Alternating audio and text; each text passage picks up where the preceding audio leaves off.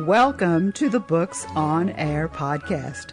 I'm Suzanne Harris, and on our podcast, we talk to the authors about themselves, their books, their inspirations, and their ideas. Every book has two stories, and as my listener, you will find out the secret story behind the book. Joining me today is an amazing man. His name is Timothy Green, and he's here to talk about his book, Open, My Sweet Aroma. Now, it's the third volume of poetry in a trilogy that he's been writing. Timothy, such a pleasure to have you. Welcome to Books on Air. Thank you so much for joining me. Hello. Thank you for having me. You know, poets, I've been telling you this while we've been talking off air. Poets hold a very special place in my heart. I just think they see the world in a very different way than a lot of people do. And I'm always intrigued when I have the wonderful opportunity to talk to a poet. Now, your poems are very personal in nature. What inspired you to begin to write poetry in the first place, and how old were you? Okay, well, I remember being very young at the junior school, the age of 9 or 10, and that was when I started realising that I've got an aptitude for it. But many years later, I was working in the RAF, so that one get pushed aside for a few years. I ended up getting unwell, and that pushed things aside for a few years, and then I picked up the pen while I was in hospital. One chap, he was very good. He helped me out a lot. So he got me starting to pick up the pen again. I must have been about early 30s. I'm 38 now. So it must have been early 30s when I picked up the pen again. Now, you hand wrote the first group of poems into a notebook. I'm curious, why did you choose to do this by hand instead of computer? Okay, well, there's a slight charm with written works. I find it very interesting. It's a good outlet, and it just flows better, and it's nice. It's nice because it's new, isn't it? Like, it is old, but it's new because people aren't doing it anymore. So I'm bringing it back. Well, you are a man after my own heart. I'm the same way. If I'm writing something, there's something about holding that pen and writing on a piece of paper and feeling the words come out of the pen. It's like the connection between your head, the pen, and the paper. There's something sort of magical about it. Yeah, very, very. I loved reading that. When I read that, I thought, I must ask him about why he handwrites. And I hoped that you would give me exactly that answer. Yeah. Now, the title of the book is very interesting. Open, My Sweet Aroma. Tell me about that title. Okay. Well, my second book's called Open. My third book's called My Sweet Aroma. The first two, I had very little money to publish it, so it wasn't edited, and the first two weren't edited, so I decided to bring the first two books into this third book, which is My Sweet Aroma, and I added 70 on top as well. So that was professionally edited, and I'm really, really proud and pleased with the work. The first two, I love them, but there are spelling mistakes and stuff like that that, you know, they do make a difference to the professional quality of the work. You're right.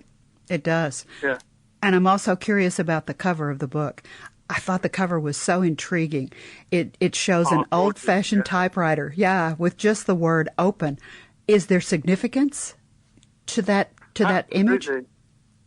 Absolutely, yeah. It's not just a case of, you know, pick up this book, I've told you to open it, so pick it up.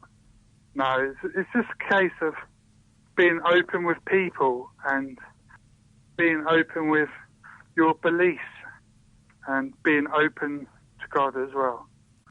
So yeah, you can look at that in many different ways. I mean, one word can just mean so much, doesn't it? So, Yes, it does. Yeah.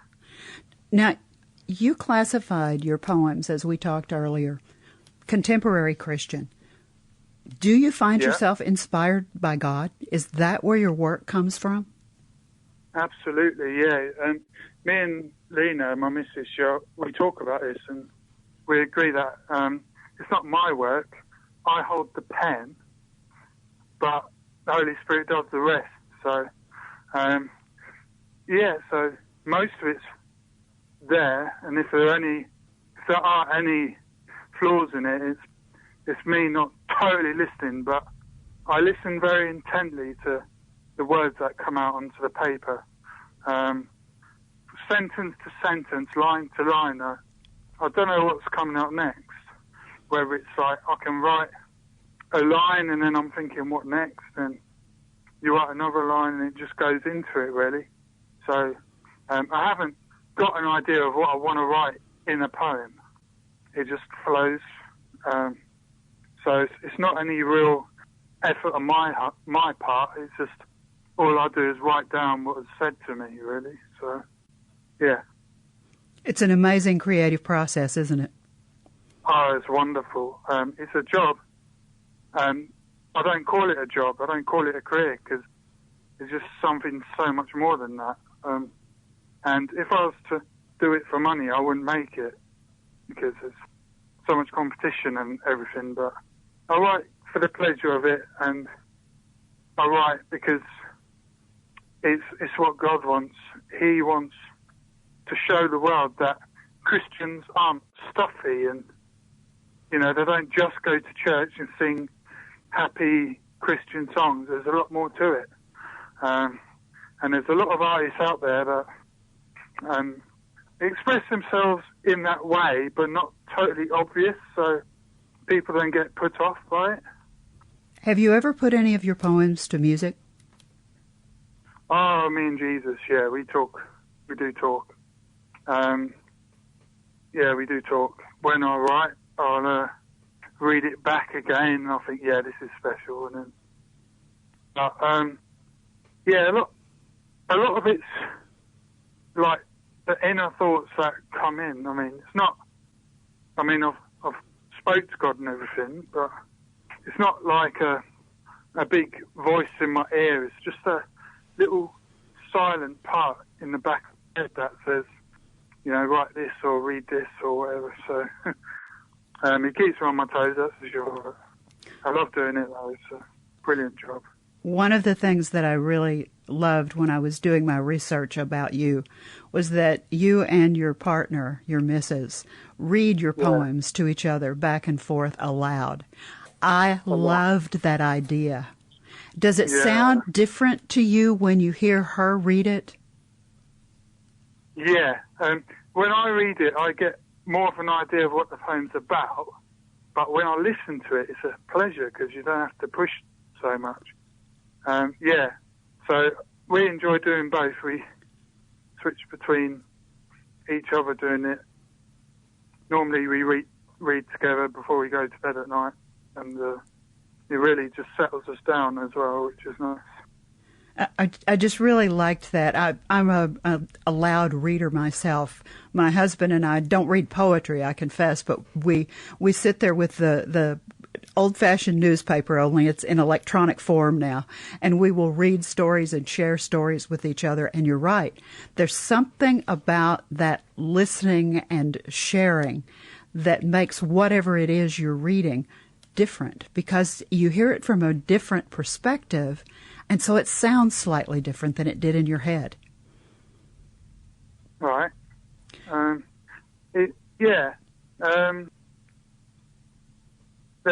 There's I suppose both ways really, but I believe that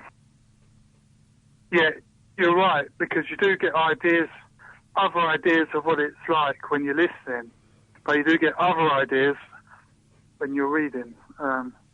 We're pretty good now about what we try to read. We know what doesn't work, like certain poets we don't particularly like. from the others. But yeah, we can pick it up pretty quick whether we can gauge or understand from a poem, whether when it flows. Yeah, so the flow of a poem, very important. You were inspired by the poetry of Michelangelo. What about Michelangelo's work resonated with you? Absolutely, yeah. For me, they're pure. It's a pure book. There's nothing indecent in there. There's nothing in there. You can't say, right, that wasn't very nice. Yeah, Michelangelo's work, he was really ahead of his time. He was really ahead of his time, Michelangelo, yeah. I couldn't agree with you more, yeah. You know as well. Let's share some of your poetry with our listeners. Would you read a couple of the poems? And I requested before we started, your missus particularly likes The Swan, and I would like to hear you read it. Yeah, please. Okay, so this poem's called Guernsey. I like it because it's just so charming. Yeah, okay, so I'll read it. It's called Guernsey. Guernsey, bursting at the seams. Such is the air of mystique. Having never explored you, never touched you in my fingers, I shudder to think where you have been. When you bring it all with you, including the kitchen sink, brought into disregard, hard to bear you when all I do is think of you. All the time I think of you. Unwinding and loosening the tap, dripping such as the release of your thoughts. So that one's Guernsey. Wow. Is that about the Guernsey Islands? Yeah. It's about a place I've never visited, but I would like to. Me too. I've never been there as well, and it's fascinating. I agree. Yeah. Is there one more you want to read? There is, yeah. There's plenty in here. So there's a lot of good stuff in here, which is so hard to choose. But I've come to another poem here. It's called His Land. Yeah. Shall I go on? Please. Okay. Language, so broad and wide, is what's inside that counts. The humdrum of activity, shortened by the day of age. Every page, word and deed brings us closer to him. Meeting him, oh what a treat. Needing his love and strength. His land deters not a soul. Old land sends sands that await not. The world that thinks our Saviour would be great. World indeed. Meeting our kinfolk in need. Breadth and depth sow the seeds. To see brings life and vigour. The time and distance of brilliance. Take us where we want to be. Certainly awaits using our key. Entrance and deliverance we seek. Brings us a world unknown to them. Beginnings start with a pounding heart. His way we don't betray. No flatteries, radiance stopped. The plot that opens our secrets, not to destroy or make shame, but to agree and make known, lands grown and known to us. Beautiful. Beautiful. They are, aren't they? They are. You have a real talent, Timothy. You really do. I know that we've shared so much about the book. I'm sure that our listeners are saying to themselves, where can we get the book? Obviously, it's on Amazon. So let me give you the title and let me spell Timothy's name. It's the title of the book is Open. Now, what you do is just go to the Amazon website and you see a search feature. There's a big, long gray box if you've never done anything on Amazon before. Put in the title, Open, O-P-E-N, colon. Can I cut in there? Because my third book, which I'll be reading from, is called My Sweet Aroma. There was a bit of a complication, but the third book, my first book is The Sail, The Face. That was my first book. My second book is called Open, and the third book is called My Sweet Aroma. We're talking about My Sweet Aroma right now. Okay, good. Thank you, because that was not clear. You're right. On Amazon, they have it listed as Open My Sweet Aroma. So we're actually talking about two separate books. So they should put in My Sweet Aroma, right?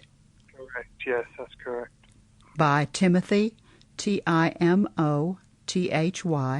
Green, Green. Click on that, and the book will come up, and you'll see that wonderful antique typewriter with the word Open on the cover.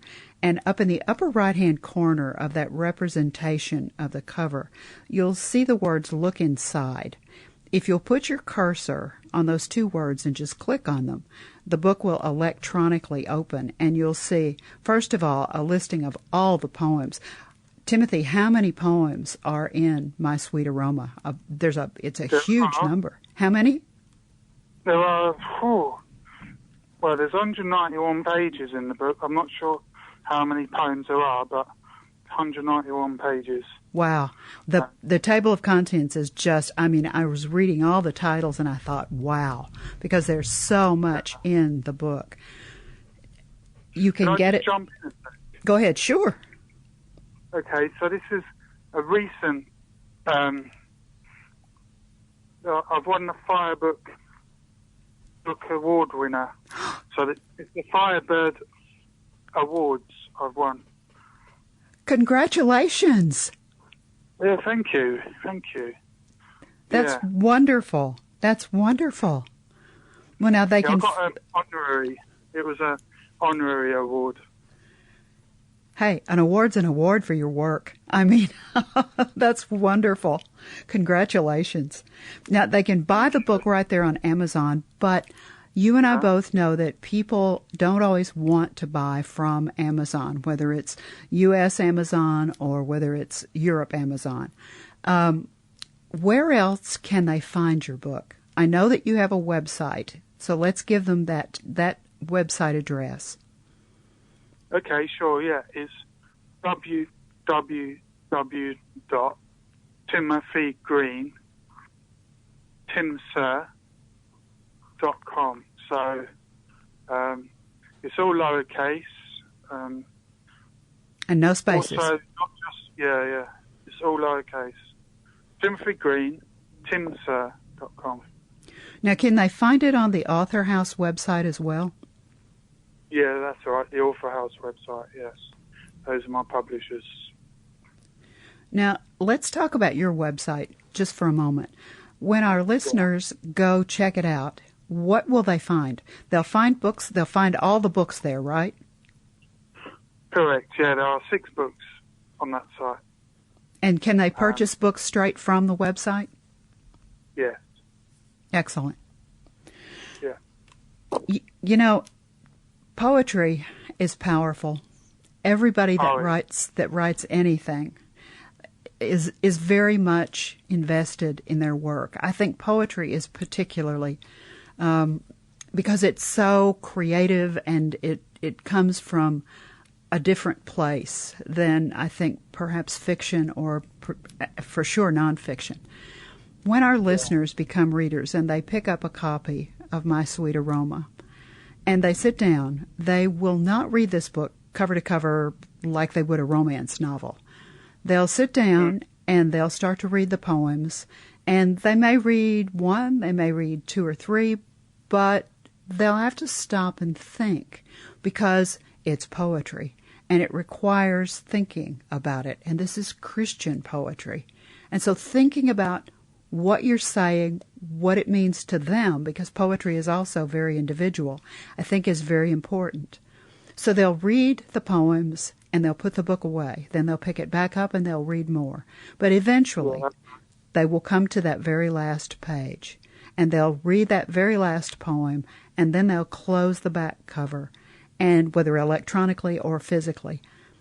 Timothy, when the reader finishes the book and they close that back cover for the last time, what message, what do you want them to take away from My Sweet Aroma, to take away from your work? Okay, well, firstly, I hope they don't close the last page and stop reading.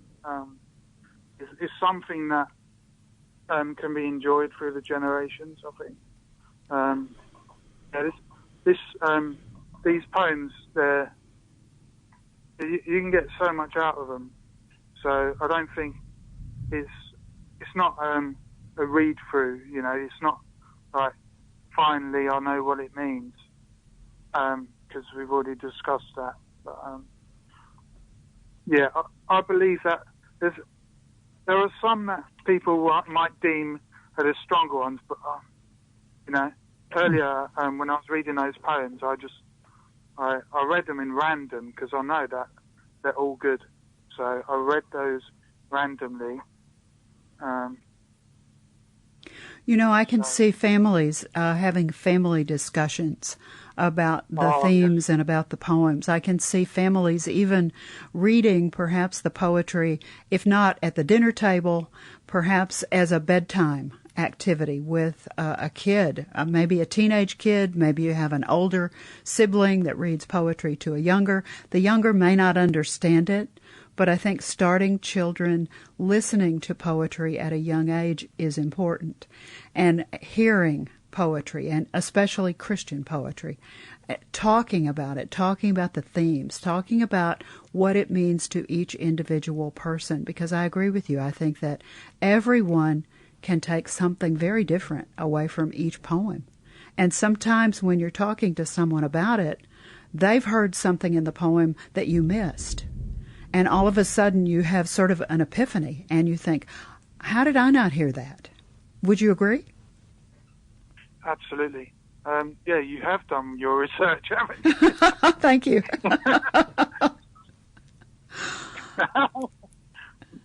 You've probably just gone through every archive. Well, I told you. Yeah, you did, yeah. Yeah, I told you poetry and poets are special to me, so of course I would do my research when I'm going to talk to someone like you. This has just been delightful.